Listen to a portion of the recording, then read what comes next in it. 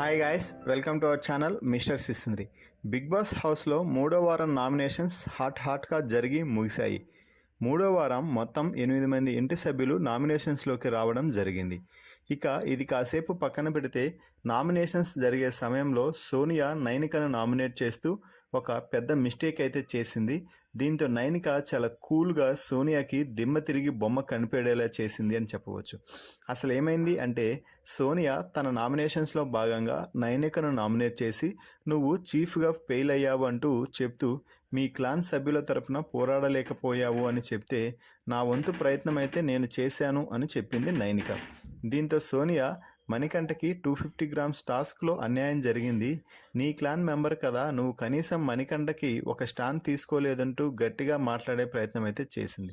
దీంతో కాసేపు నవ్వుకున్న నైనిక, మణికంఠ నా క్లాన్ మెంబరే కాదు, అలాంటప్పుడు నేనెందుకు స్టాండ్ తీసుకొని మాట్లాడతాను,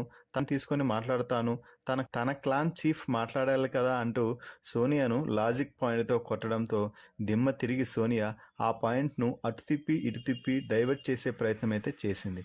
కానీ ఈ సీన్ను బిగ్ బాస్ మెయిన్ ఎపిసోడ్లో ఎత్తేసాడు. ఎందుకంటే సోనియాకి బిగ్ బాస్ నుంచి మద్దతు ఉన్నట్టుగా బయట ప్రచారం అయితే జరుగుతుంది. ఇక నైనిక సోనియా మధ్య జరిగిన ఈ ఇష్యూలో ఎవరు కరెక్ట్ ఎవరు తప్పు అనేది కామెంట్స్లో తెలపండి. అలాగే ఈ పాయింట్ని బిగ్ బాస్ మెయిన్ ఎపిసోడ్లో లేపేయడంపై కూడా మీ అభిప్రాయాన్ని కామెంట్స్ రూపంలో తెలపండి. Please subscribe our channel mister సిసింద్రి.